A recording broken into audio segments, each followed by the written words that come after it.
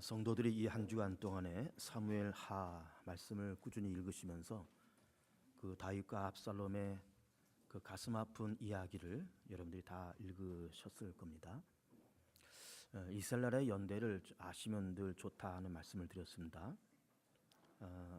2000년부터 늘 시작하면 좋습니다. 주전 2000년 아브라함 때, 그리고 애굽에 내려갔을 때 1800년, 그리고 1400년경에 출애굽, 그리고 또 1360년경에 가나안 도착, 그리고 초대왕 사울 주전 1000년, 그래서 사울왕 다윗, 솔로몬, 르호보암 이렇게 흘러오면서 주전 900년에 남북의 분리, 721년에 북왕조의 멸망, 586년에 남왕조의 멸망, 그리고 예루살렘 회복 538년.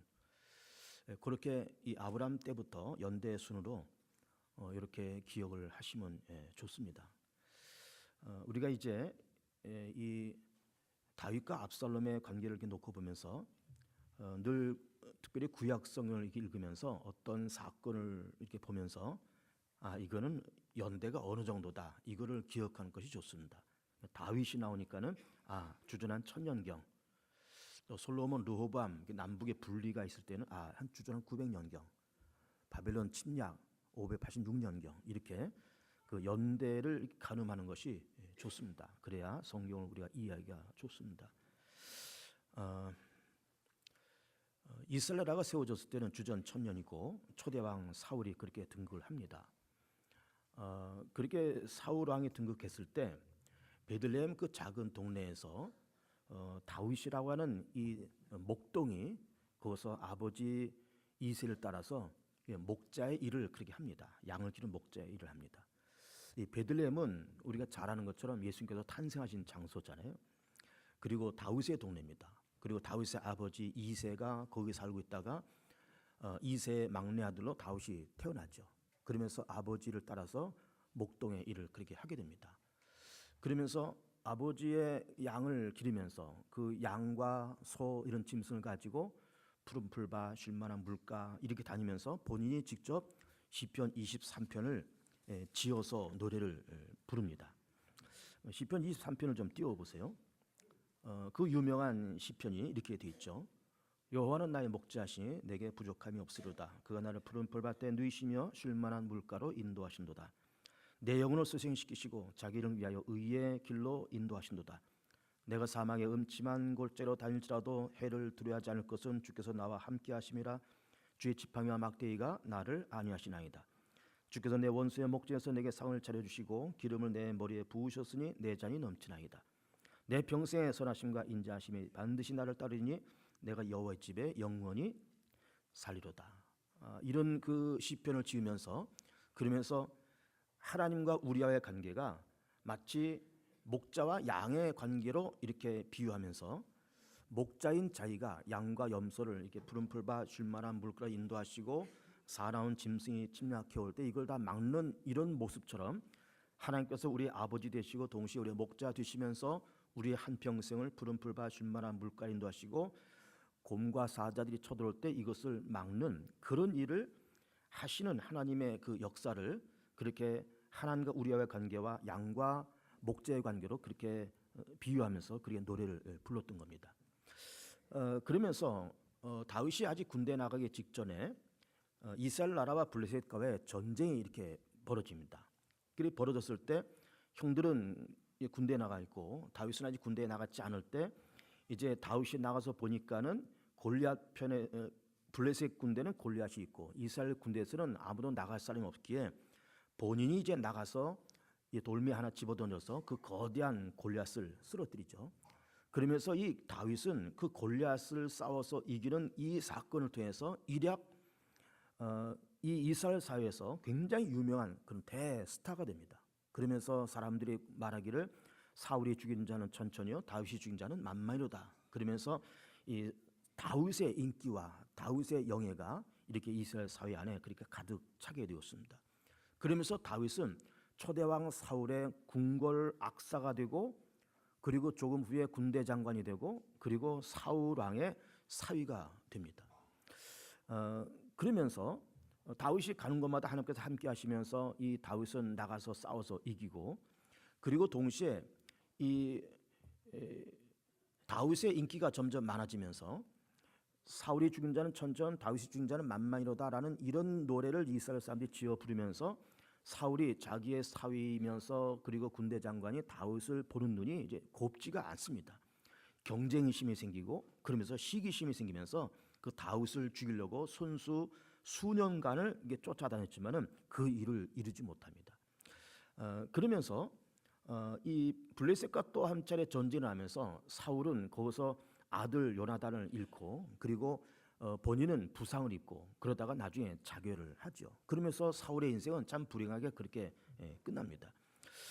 그렇게 해서 다윗이 자기의 선왕인 사울의 그 미움을 피해서 여러 해 동안 도피 생활을 하면서 참 지치기도 했지만은 어쨌든 사울이 죽고 그렇게 하면서 일단은 안정을 이제 찾았지만, 그러나 사울의 남은 식구들이 역시 또 남은 사람들을 모아서 다윗의 집안내와 또 여러 해 동안 갈등의 관계를 갖습니다.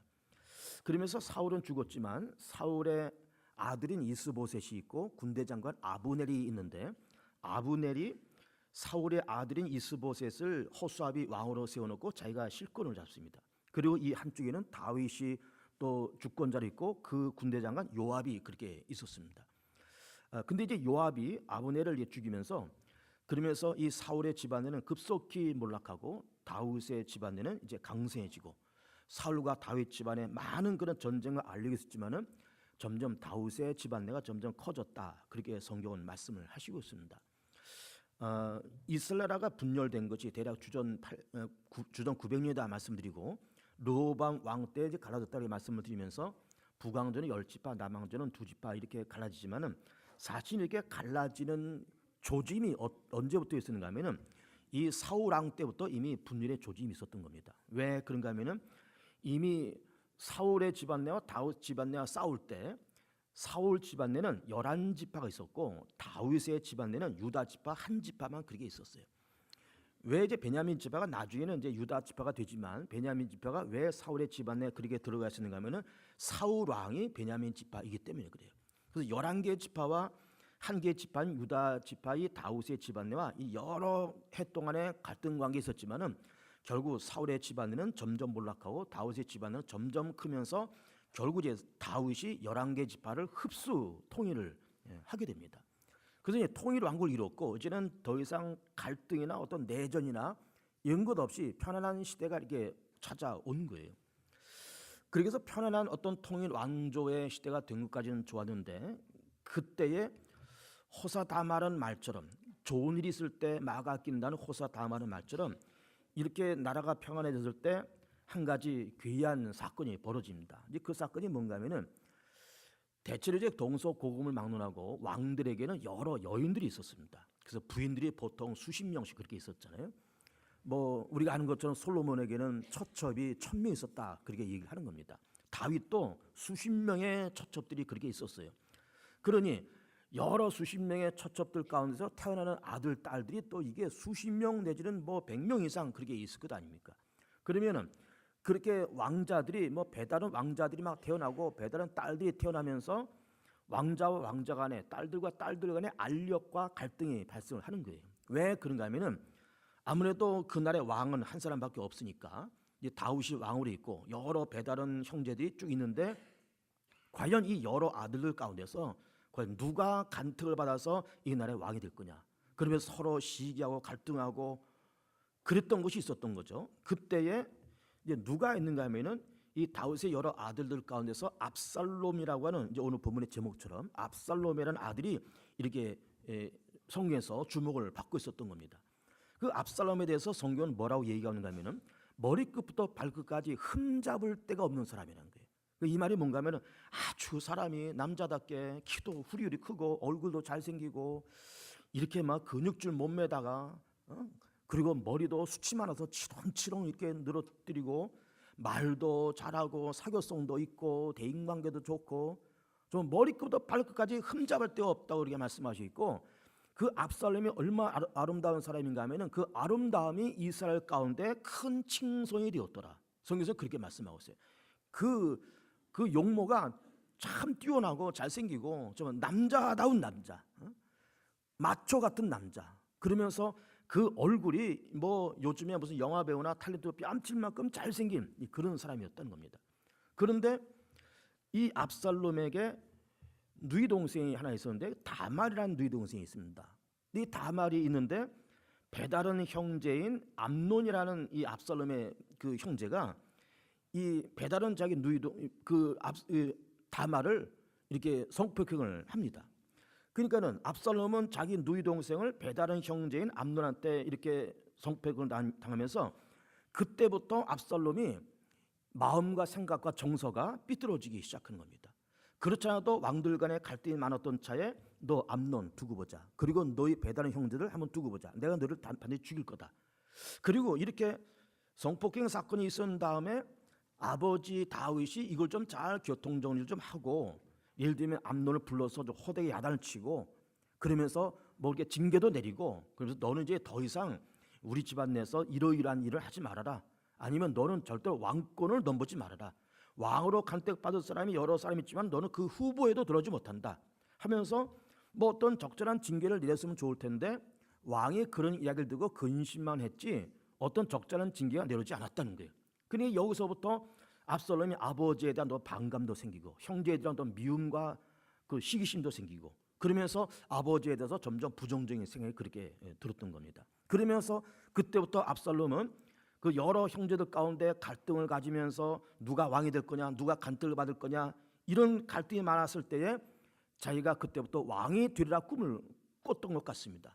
그러면서 왕이 되려면은 암논 죽이고 그리고 다른 배다른 형제도 다 죽이자 이게 생각하고, 그렇다 그러면은 나도 군대가 필요하고 나도 조직이 필요한데 사람들의 마음을 얻어야 되지 않겠냐, 사람들을 모아야 되지 않겠냐. 그러면서 예루살렘 성전의 문에서 사람들이 그 예루살렘을 드나들면서 이제 왕을 찾아가는 사람들이 있었던 겁니다. 왕을 찾아가면서 뭘 하는가 하면 어떤 청원 사건이 있을 때, 아니면 무슨 재판 사건이 있을 때 무슨 시시비비를 가려달라든지, 그러면서 이거를 좀 해결해 달라고 청원 사건과 어떤 시시비비를 가려달라는 어떤 재판 사건이 있을 때 사람들이 예루살렘 문을 향해서 들어와서 그 왕을 아련하는 그런 일을 할 때 압살롬이 그 성전 문에 딱 지키고 있으면서 누군가 들어오면은 그 사람을 붙잡는 거예요. 붙잡으면서 너 뭐 때문에 여기 왔느냐, 뭐 때문에 왕을 보려고 그러냐, 그러면은 이러이러한 청원 사건이 있어서 내가 왕을 찾아뵈려고 그런다. 그러면 그 사건을 다 이렇게 접수하면서 그러지 말고 왕한테까지 갈 것 없이 내가 왕의 아들 아니냐, 내가 왕자가 아니냐, 이 정도는 내가 해결할 수 있고 이 문제 가지고 왕한테까지 갈 필요 없다, 내가 해결해 줄게. 그러면서 그 사건들을 다 해결해 주는 거예요. 실제로 해결해 주는 거예요. 이것이 하루 이틀 이렇게 지나가면서 이제 사람들의 입소문이 나는 거죠. 이제 우리가 이런 일에서 왕한테 찾아가랬더니 그 왕의 아들인 압살롬이나 왕자가 이렇게 해결해줬다, 참 잘 해결해줬다 하면서 점점 압살롬의 인기가 올라가고, 이 압살롬이 그런 일을 통해서 예루살렘 사람들, 이스라엘 사람들의 마음을 이제 얻기 시작한 거예요. 그러면서 이제는 됐다, 이제는 내 조직이 완성되고 나도 이 정도의 조직이면, 이 정도의 내 배경이면 나도 한번 왕으로서 등극해 볼 수 있겠다. 그러면서 조직을 만들어서 잔치를 열면서 자기 배다른 형제들을 다 초청을 한 겁니다. 초청하면서 잔치를 열고 뭐 거기 뭐 우리가 연상할 수 있듯이 뭐 술 파티에 고기 파티에 막 그런 거 했을 것 아닙니까?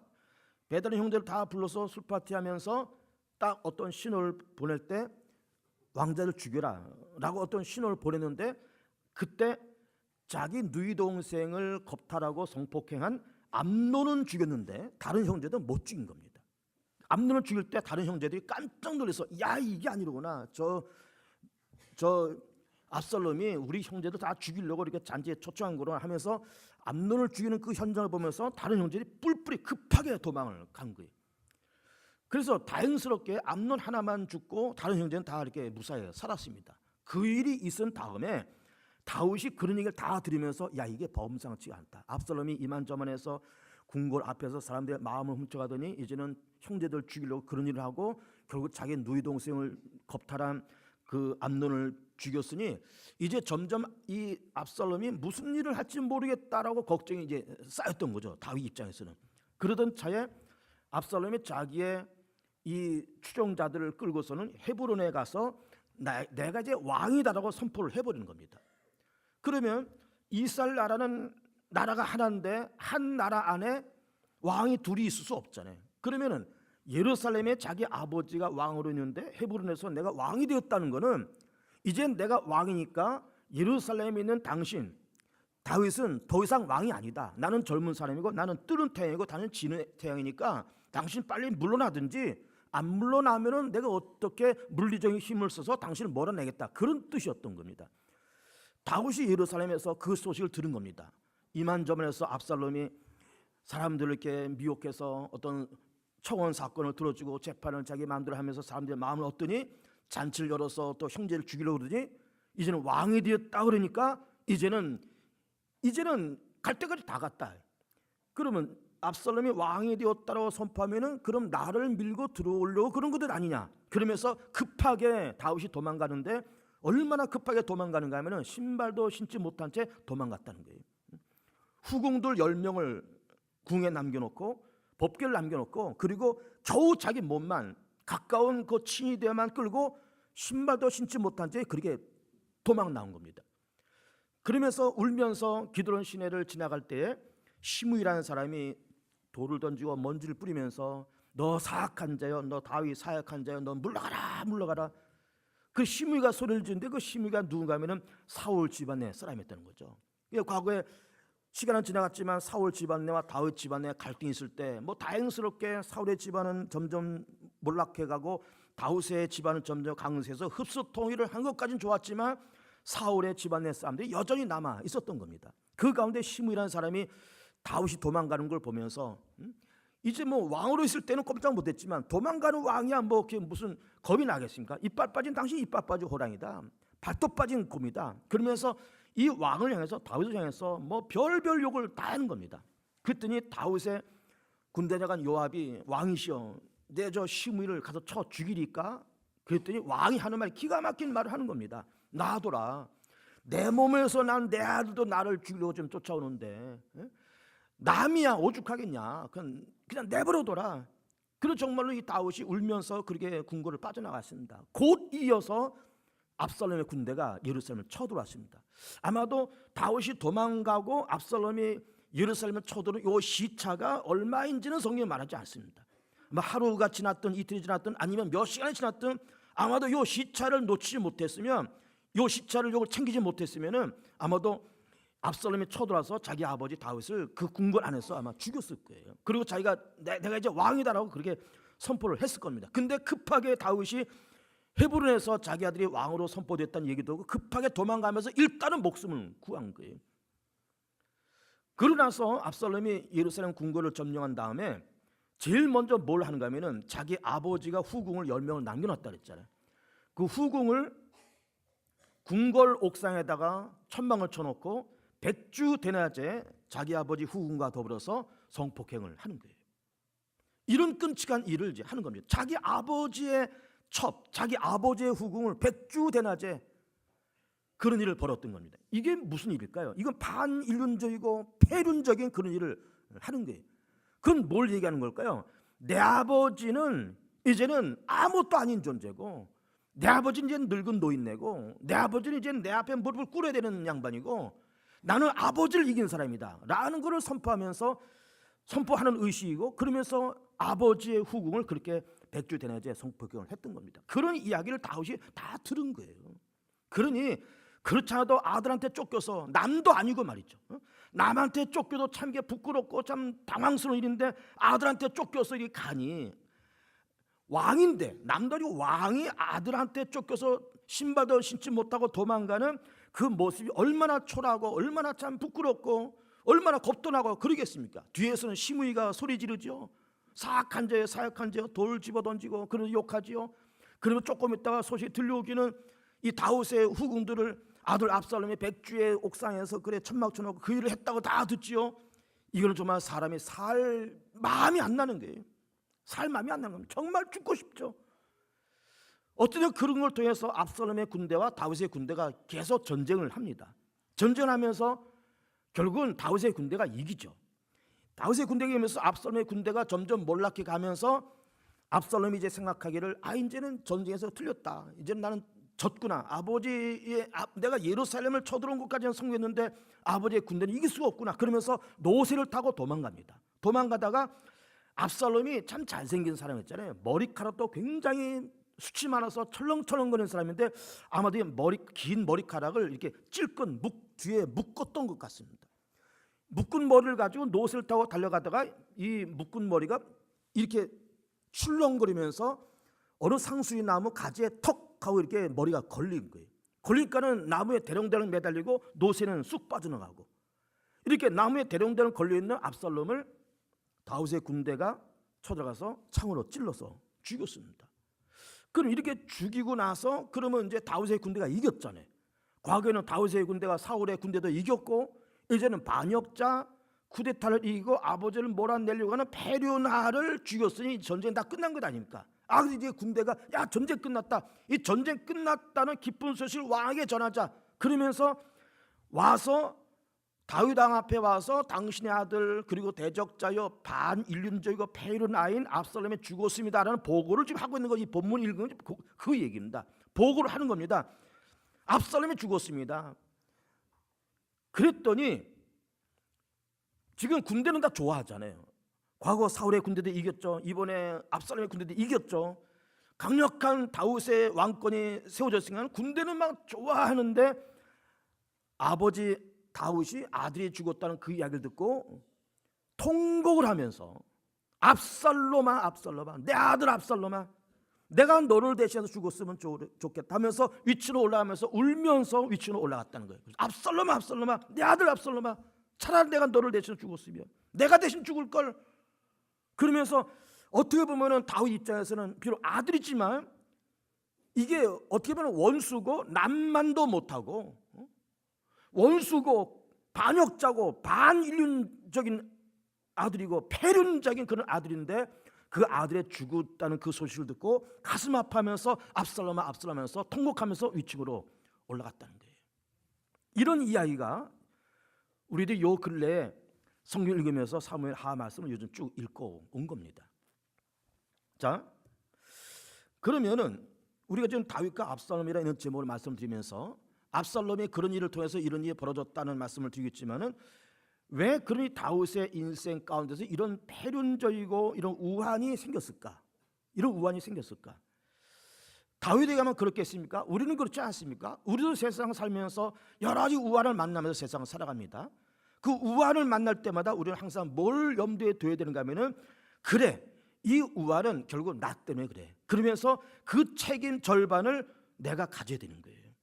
세상 모든 문제는 다 그렇습니다. 어떤 문제든지 간에 그 절반은 내가 책임이고 절반은 세상 책임이 있는 거예요. 아무리 내가 열심히 세상 살고 아무리 내가 의롭게 거룩하게 살았다 하고 내가 자부할지라도 우리가 세상 살면서 만나는 그 우환 가운데는 나의 실수와 나의 부족함과 나의 어떤 시행착오와 나의 미련함과 또 나의 불순종과 나의 믿음 없음과 나의 순종하지 못함과 그런 우리의 어떤 문제점이 우리 가운데 다 속안에 있는 겁니다. 그러면서 이걸 남의 탓으로 돌리기 전에 이게 다 내 탓이라고 돌리는 것이 성숙한 사람의 생각이라고 하는 것이죠. 그러면서 다윗이 그렇게 이런 어마어마한 우환을 만나면서 결국 이 우환을 만난 이유가 무엇일까라는 것을 좀 보고자 하는 겁니다. 조금 전에 말씀드린 것처럼 이 문제를 외부적인 환경으로 물론 돌 수 있겠지만 결국 이 문제는 내부적인 문제에서 왔던 겁니다. 다윗 자신에게 문제가 있었던 거예요. 다윗에게 결정적인 잘못과 결정적인 결점이 있었던 겁니다. 그것이 뭔가 하면은 그 유명한 다윗의 밧세바 사건입니다. 자, 이 압살롬 사건이 일어나기 전에 아까 말씀드렸잖아요. 사울의 군대를 다 진압하고 이제는 건강한 통일왕국이 이뤘다. 그래서 이제는 아무 탈도 없이 이렇게 있을 때 이게 뭐 전쟁도 끝나고 이제 사울이 자기를 죽이려 하는 그런 갈등도 끝나고 그러면서 이제 좀 한가한 때가 되어서 궁궐 옥상에서 어슬렁거릴 때 어느 목욕하는 여인을 보게 됩니다. 우리아의 밧세바고 우리아는 참 충성된 군대 장교예요. 그래서 밧세바를 데려다가 남편은 전쟁터에 나갔고 그리고 밧세바를 데려다가 역시 성폭행을 하고 애를 갖게 만든 겁니다. 그 며칠 있다 보니까는 밧세바가 기입을 하는데 왕이셔 내가 애를 가졌습니다. 이 얘기를 하는 거예요. 그러니까 이게 당황스럽잖아요. 그러니까 이걸 또 어떻게 좀 막아보려고 전쟁터에 있는 그 남편 우리아를 또 급히 불러서 임시 휴가를 주면서 전쟁터에 나서 수고했으니까는 집에 가서 좀 며칠 좀 쉬었다가 다시 전쟁터로 가라. 그래가지고 바세바가 임신한 거를 그렇게 위장해서 자기의 씨가 아니고 남편의 씨인 것처럼 그렇게 위장하려고 그런 일을 했지만은 우리아가 집에 들어가지는 않는 겁니다. 왕이시여, 지금 전쟁에 우리 군대들은 지금 다 나가서 지금 목숨을 걸고 지금 전쟁하는 마당에 내가 어떻게 신발 벗고 옷가 벗고 내가 어떻게 집사람하고 그렇게 며칠 쉬느냐? 그럴 수 없다. 그렇게 이제 이 다윗 왕이 급하니까는 이 요압과 이런 여러 군대 사람들한테 얘기하면서 야, 그럼 안 되겠다. 그러면 우리아를 전쟁터에 내보내서 가장 전쟁 맹렬한 곳에 우리아를 앞장서서 가라. 그러면서 너희들은 싹 빠져나와라. 이게 다 작전을 짜고 입을 맞춰놓은 겁니다. 근데 아니나 다를까 우리아가 이제 군대를 몰고 이제 암논과 전쟁하면서 맨 앞에 나가서 이렇게 전쟁하면서 군대는 뒤에 싹 빠진 겁니다. 그러면서 우리아가 나가서 막 칼 휘들고 창 휘들고 싸우다가 뒤를 돌아보니까는 자기 군대는 전부 다 도망가고 없는 거예요. 그러니까 이 우리아가 적군에 포위당해서 압살을 당해버린 겁니다. 그래서 우리아가 그렇게 죽은 겁니다. 그러니까 다윗 입장에서는 은근히 잘 됐다 생각한 거죠. 또 그렇게 죽을 걸 연상을 하고 그렇게 한 것이고, 그래서 이만전에서 그 우리아가 죽었다는 말을 듣고 은근히 잘 됐다 이제는. 그렇게 마음을 먹고 이제 좀 편하게 쉴 만할 때 누가 찾아오는가 하면은 선지자 나단이 찾아오는 겁니다. 나단이 찾아와서 왕한테 이런 얘기하는 겁니다. 왕이시여, 우리나라에 요즘 괴한 일이 생겼습니다. 뭐냐? 어느 집안에 그 부잣집에 양도 많고 소도 많고 먹을 것도 많은데 손님이 찾아왔답니다. 근데 이 부자 양반이 자기 집에 있는 짐승을 잡아서 음식을 가지고 그 손님을 대접해도 좋을 거를 그 집 옆에 가난한 농부가 양 한 마리, 암양 한 마리를 새끼처럼 식구처럼 데리고 있는 그 양 한 마리를 뺏어다가 그걸 가지고 손님을 대접했답니다. 이렇게 얘기하니까는 다윗 왕이 막 소리를 지르면서 이런 괴악한 일이 우리 사회에서 어떻게 있을 수 있냐 막 펄펄 뛸 때 나단 선이 하는 말이 당신이 바로 그 사람입니다. 당신이 바세바를 뺏고 그 충성된 우리아를 그렇게 죽였잖냐. 이것이 다윗의 삶의 결정적인 오점이 됐던 겁니다. 그러면서 다윗과 압살롬이라는 이런 제목으로 지금 말씀을 드리고 있지만은 그렇게 아들로부터 반역을 당하고 그 백두 대낮에 후군들과 더불어서 아들이 그렇게 성폭행을 하고 이런 끔찍한 반인륜적이고 패륜적인 사건이 벌어졌던 까닭은 이것이 어떤 이유를 통해서든지 간에 절반은 본인이 책임이 있다고 말씀드린 것 아닙니까? 다윗이 그렇게 바세바를 범하고 그의 남편을 교묘한 방법으로 죽인 그 실수가 결국은 이것이 화근이 되어서 그런 여러 가지 우한 질고가 다윗의 삶 속에 일어났고 결국 이런 여러 가지 어두운 사건들이 다윗의 삶 속에 일어나게 되었다라고 하는 겁니다. 그걸 통해서 다윗이 나단 선지자의 그 책망을 듣고 나서 그냥 있었던 것이 아니라 정말 성군 아닙니까? 다윗다운 철저한 회개 작업을 했던 거예요. 그 회개 작업이 어딘가 하면은 그것이 바로 시편 51편입니다. 한번 들어보세요. 시편 51편. 하나님이여, 주의 인자를 따라 내게 은혜를 베푸시며 주의 많은 긍휼을 따라 내 죄악을 지우소서. 나의 죄악을 말하게 씻으시며 나의 죄를 깨끗이 지하소서. 물은 나는 내 죄악을 아오니 내 죄가 항상 내 앞에 있나이다. 내가 주께만 범죄해 주의 목전에 악을 행하사오니 주께서 말씀하실 때 의로우시다 하고 주께서 심판하실 때 순전하시다 하리이다. 내가 죄악 중에서 출생하시며 어머니가 내 죄 중에서 나를 잉태했나이다. 보소, 주께서 중심이 진실함을 원하시오니 내게 지혜를 은밀히 가르치이다. 웃을 들어 나를 정결히 하소서. 내가 정하리이다. 나의 죄를 씻어줘서 내가 눈보다 희리이다. 내게 즐겁고 기쁜 소리를 들려주시사 주께서 꺾으신 뼈들로 즐거하게 하소서. 주의 얼굴을 내 죄에서 돌이키시고 내 모든 죄악을 씻어주소서. 하나님은 내 속에 정한 마음을 창조하시고 내 안에 정직한 영을 새롭게 하소서. 이 시편 51편 말씀이 다윗이 나단 선지자 때 책망을 받고 부른 노래입니다. 이 회개의 시죠. 하나님이여, 내게 정한 양심을 새롭게 하시고 정한 마음을 내게 창조하시고 우슬초로 나를 정결케 하소서. 그리고 주께서 꺾으신 뼈들로 즐거하게 하소서. 그러면서 회개의 노래를 부른 것이 시편 52편 말씀이었던 거예요. 그러니까는 다윗이 그렇게 아들 압살롬을 통해서 반역과 쿠데타를 당하면서 그 어려움을 만났던 까닭이 결국 본인 책임이 있었고 본인의 잘못과 본인의 죄로 인해서 그런 우환과 여러 가지 어려운 사건들을 겪게 되었다라고 하는 것입니다. 그러니까 우리는 세상 살면서 다윗처럼 우리도 우한 질고를 만날 수 있습니다. 그것을 만날 때마다 우리 지혜로운 사람은 항상 생각할 때마다 이 모든 책임이 나한테 50%가 있고, 그리고 외부적인 환경도 50% 있다, 이렇게 봐야 되는 겁니다. 무조건 이건 다 바깥의 잘못, 나는 아무 죄가 없고, 나는 실수한 것도 아무것도 없고, 다 이건 세상 책임이고 저 사람 책임이고, 난 아무 잘못도 없다, 이런 것도 잘못된 것이고, 모든 거 다 끌어안고 다 모든 거 전전긍긍하는 것도, 그것도 건강한 모습은 아닌 겁니다. 내 잘못이 절반이고 세상 책임이 절반이고, 이것이 건강한 사람의 판단이 이렇게 보는 겁니다. 요즘 이제 뭐 교회학교 저성장 시대가 왔어요. 그래서 우리 교회학교도 다 어려움 만나고 다 그렇지만은, 우리 교회학교 뭐 교사들이나 뭐 부장 교육위원회 다 이게 다 앉아 계시지만 잘 들어보세요. 자, 교회학교 어려워진다. 그러면은 이 원인을 어디에 둬야 되겠냐 이 말이에요. 원인을 자꾸 바깥에 두려고 그러지 마세요. 뭐 그냥 다른 교회도 뭐 교회 어려운 때고, 다른 교회도 다 교회학교 어려워지고, 뭐 당회가 뭐 관심도 안 갖고, 뭐 목사님이 관심도 안 갖고, 다 자꾸 어떤 원인을 바깥에 두려고 그러지 마세요. 이게 다 내 책임이다. 부장 이게 내 책임이고, 교육위에 이거 우리 내 책임이고, 교사들 우리의 책임이고, 우리가 더 열심히 기도하지 못하고, 우리가 아이들 더 사랑하지 못하고, 우리가 더 전도하지 못해 이렇게 됐다.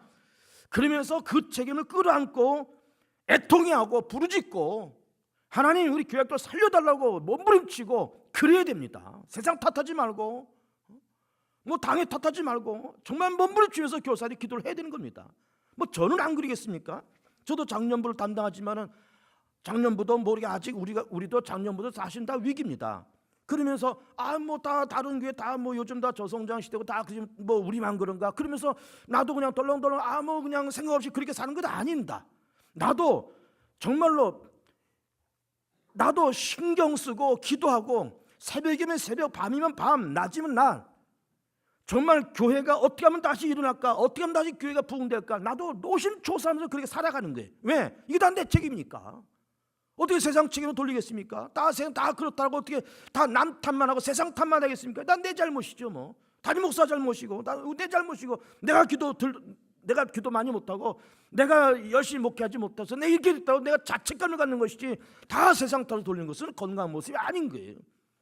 다행스럽게 근데 다윗은 그렇게 나단 선지자의 책망을 듣고 압살롬한테 이렇게 이런 어려움을 만나면서, 이게 다 내 탓이고 나의 불찰이고 나의 실수고 나의 믿음 없음이고 나의 불순종이고 나의 일탈이고, 그러면서 시편 51편을 얘기하면서 철저히 회개했던 겁니다. 욥은 우리가 잘 아는 것처럼 참 동방의 의인이라 그렇게 부름을 받을 만한 사람이고, 그런데 몸에 병도 들고 재산 날아가고 자식들 다 죽고 다 그렇게 됩니다. 그렇게 됐을 때 욥이 하나님 앞에 따지는 겁니다. 욥기가 한 40몇 장 이렇게 되는데, 욥기의 한 90%는 욥이 하나님 앞에 따지는 거예요. 하나님 왜 그러니까 도대체? 내가 무슨 잘못을 이렇게 하십니까 도대체? 내가 뭘 그렇게 당신 앞에 죄를 많이 지고, 내가 뭘 그렇게 허물이 많아서 자식을 다 데려가고 몸에 병 들고 다 재산 날아가고, 왜 이렇게 하십니까 도대체? 하나님을 따지는 것이 욥기의 대부분입니다. 그때에 하나님께서 욥을 뻥 하고 쳐버립니다. 치면서 너 계속 그런 식으로 말할래? 계속 그렇게 말할래? 너 내가 세상을 만들 때, 내가 세상을 만들 때 너 거기 있었느냐? 너 이 지구 땅의 무게를 재봤느냐? 너 바닷물의 뒷박을 네가 한번 재봤느냐? 바다 밑바닥을 네가 한번 들어가 봤느냐? 산의 뿌리를 네가 한번 들어가 봤느냐? 네가 하늘의 묘성과 삼성의 띠를 해칠 수가 있겠느냐? 까마귀가 먹을 걸 찾아서 오락가락할 때 그 먹을 것을 준 것이 누구냐? 네가 줬냐? 내가 줬지. 산의 여우가 아파서 잉태할 그 때를 네가 아느냐? 그러면서 이 욥의 무지함을 무참하게 공격할 때 욥이 하나님께로부터 그렇게 한번 뻥 맞으면서 회개의 고백한 말씀이 욥기 42장입니다. 한번 들어보세요. 욥기 42장. 욥이 여호와께 대답하여 이르되 주께서는 못하실 리 없사오며 무슨 계획이든지 못 이루실 것이 없는 줄 아오니, 무지한 말로 이치를 가른 자가 누구니까? 나는 깨닫지도 못할 일을 말했고 스스로 알 수도 없고 헤아리기도 어려운 일을 말했나이다. 내가 말하겠사오니 주는 들으시고 내가 주께 묻겠사오니 주여 내게 알게 없어서 내가 주께 대하여 귀로 듣기만 하였사오니 이제는 눈으로 주를 배웁나이다. 그러고 내가 스스로 거두어드리고 티끌과 재 가운데 회개하나이다. 철저히 회개하는 게, 그렇게 자식 두고 몸 병 들고 그렇게 된 건 자기의 무지, 자기의 허물, 자기의 어리석음, 자기의 일탈 다 자기한테 돌리면서 하나님 앞에 철저히 회개하면서, 그러면서 내가 과거에는 하나님을 귀로만 듣게 되었사오나 이제는 눈으로 주를 배운나이다. 주여 나를 용서해 주옵소서 하면서 그 앞에 티끌을 뒤집어 쓰면서 철저하게 회개 작업을 했다는 거예요. 그래서 욥이 되었던 겁니다. 그래서 다윗이 된 것이고, 그래서 욥이 된 것이고, 다 그렇게 됐다 그 말이에요. 보세요. 여러 가지 우한 질고를 만날 때마다 세상 탓하지 마세요. 부모 탓도 하지 마시고, 요즘 뭐 경기가 어렵고 다 물론 다 그래서 그렇지만 주님 이게 다 내 탓입니다. 내 허물이 많고 내가 잘못이, 내가 준비가 부족하고 내가 미련했고 내가 순종하지 못했고 내가 기도가 부족했고, 그래 주여 나를 용서해달라고 하는 이 고백이, 그 인생을 살리고 그 고백이 다윗을 만들었고, 그 고백이 욥을 만든 겁니다. 욥이 괜히 욥 된 것이 아니고, 다윗이 괜히 다윗이 된 것이 아니고, 그런 우한 즐거움을 만나면서 세상 탓하지 않고 자식도 탓하지 않고 이게 다 내 탓입니다 라고 고백하는 그 고백이 다윗을 다윗답게 만들었다는 거예요. 이게 놀라운 일인 겁니다. 더불어서 우리는 지금 우리가 본문을 읽으면서 말씀드린 것처럼 이 본문은 다윗이 아들 압살롬이 죽었다는 말을 듣고 울면서 위층으로 올라갔다는 것 아닙니까? 근데 사실은 우리가 이제 말씀을 쭉 보면 이 전 말씀 우리가 보지 않았지만 다윗의 군대와 압살롬의 군대가 전쟁이 있었다 그랬잖아요. 전쟁이 날 때 다윗이 요압과 자기 부하들한테 이렇게 얘기합니다. 압살롬을 좀 선대해달라 이렇게 얘기합니다. 이 말을 여러 번 합니다. 압살롬 좀 선대해달라. 그 말은 뭐예요? 지금 전쟁이 나서 압살롬이 자기를 죽이려고 쳐들어왔고 압살롬의 군대가 왔지만 어쩔 수 없이 전쟁은 났지만 압살롬은 살려주라는 거예요. 그는 봐주라는 겁니다. 그런데 결국 이제 다윗의 군대가 압살롬을 죽였잖아요. 그러면서 압살롬아 내 아들 압살롬아 내가 너를 대해서 대신 죽었음이라는, 그렇게 울면서 위층으로 올라갔던 겁니다. 어떻게 보면은 우리 같으면 그런 아들이 죽었다 그러면은 너 이놈아 잘 죽었다 이놈아. 너 어떻게 네 아버지를 죽이려고 군대를 끌고 그렇게 나를 죽이려고 쫓아오냐? 너 어떻게 아버지의 후처들을 네가 백주에 천막쳐놓고 그런 짓을 하냐? 나쁜 놈. 넌 죽어 싸다 넌 죽어 싸라고 말할 만도 사실 한 겁니다. 넌 죽어 싸다 이놈아. 그런데 아들한테 그렇게 아픔을 당했음에도 불구하고 아들이 죽었다는 그런 말을 들으면서 압살롬아 내 아들 압살롬아 내가 너를 대신 죽었으면라는 그런 고백을 하면서 울면서 2층 올라갔다는 거예요. 이게 뭐예요? 이게 아버지의 마음이고 이것이 아버지의 사랑인 겁니다. 아버지의 사랑이에요. 우리 요즘 구역장들과 부구역장들이 행복 아카데미를 하고 있습니다. 화요일, 수요일, 목요일, 금요일 한 클래스에 7, 8명씩 모여서 일주일 내내 공부합니다. 화수목금 매일 2시간씩 공부합니다. 그러면서 지난주에 우리가 이제 이 확신의 삶 1권의 7과를 공부했어요. 그 7과 공부하면서 거기서 이제 이 아카데미 행복 아카데미 교재를 쓴 이 백동조 목사님, 목포 사랑의 교회 목사님이세요. 이분이 부흥회를 1년에 수십 군데를 다닙니다. 요 가까운 구로동강교회라고 있답니다. 그 구로동강교회를 부흥회를 오셨는데, 그런데 이제 집회 끝나고 나서 식사를 보통 하잖아요. 그래서 이제 목사님 백동조 목사님 입장에서는 이제 예배 끝나고 식사 자리에 가셔서 이제 동학교 목사님도 계시고, 근데 사모님이 나오실 것 같아요. 사모님이 안 나왔다는 거예요. 그래서 이제 백 목사님 물어봤다는 거죠. 동학교 목사님한테 사모님 뭐 좀 같이 와서 식사하시 왜 안 나오셨습니까? 물어봤더니 이제 동학교 목사님이 사실은 우리 큰 아들이 그 나이지라에서 지금 의료 선교를 하는데 지금 우리 한국에 잠깐 왔다가 오늘 출국하는 날입니다. 그래서 그 아이 가는 거 짐 꾸려주고 뭐 그러냐고 못 왔다고. 그래 아드님 그렇게 이제 백동재 목사님 말씀하시기를 그렇게 나이지리아에서 의료 선교는 아들이 있다고요? 어떻게 그러면 의학 공부하고 바로 나이지리아로 갔습니까? 물어봤더니 그런 것이 아니고 얘가 이게 그 정형 외과 의사인데 이렇게 안양 샘병원에서 외과 의사로 일하다가 하나님의 부르심을 받고 나이지리아로 그렇게 의료 선교를 떠났던 겁니다. 그래서 잠깐 이제 와서 좀 볼일 보고 이제 오늘 떠난다고. 그리고 훌륭한 아들 두셨냐고. 그럼 아들이 하나밖에 없으니까 또 있다고. 그 둘째는 버클리 공대에서 이 공과를 공부하고 지금 엔지니어가 돼 있다고. 그러니까는 큰 아들은 외과 의사고 안양 샌빈에서 일하다가 나이지리아 이렇게 나갔고, 둘째도 버클리 공대 나와서 엔지니어고. 그러니까 아들 잘 기른 것 아니에요. 잘 기렀습니다. 그런데 마침 그 두 아들을 소개하면서 이 동학교회 목사님이 사실은 막내도 있습니다. 막내 셋째가 딸이 하나 있습니다. 근데 그 딸은 더 훌륭하고 내가 세상 어느 누구보다 더 사랑하고 얘는 내 삶의 참 큰 기쁨입니다. 이렇게 얘기를 하시다는 거예요. 그래서 백 목사님이 아니 첫째 아들은 의사고 둘째 아들은 버클리 공대 나오고 그럼 막내 딸은 무슨 뭐 미스 코리아나 무슨 뭐 저 어느 미국 하버드 대학에서 뭐 로스쿨 나와서 뭐 국제 변호사나 되나. 그래서 도대체 왜 그렇게 그러십니까 물어봤더니 이 동학교 목사님 하는 말이 내 셋째 막내가 태어났는데 걔는 딸인데 걔는 자폐아로 태어났다는 거예요. 자폐아로. 그러면서 이 자폐아는 그렇잖아요. 우리 아시잖아요. 이게 지능이 떨어지잖아요. 말도 어눌하고 판단력이 불분명하고 그리고 또 자주 넘어지고 실수하고 그런 아이잖아요. 그 얘가 그렇게 태어나서 이렇게 자라다 보니까는 이제 큰 오빠가 첫째 아들이 이게 자기 동생을 보면서 자폐로 태어나서 자기 여동생을 고쳐보려고 의과대학을 들어가서 외과 의사가 됐다는 거예요. 그러다가 안양 샌빈에서 일하다가 하나님 부르심 받고 나이지리아로 가서 일하고 그리고 이제 둘째 아들도 버클리 공대에 가서 엔지니어가 되고 이 두 아들은 다 잘 됐는데 이 자폐아 딸이 이렇게 그렇게 있었던 겁니다. 근데 이 목사의 말이 굉장한 얘기 하는 겁니다. 여기 이제 내가 하는 얘기가 교재에다 나오는 얘기입니다. 이렇게 되어 있습니다.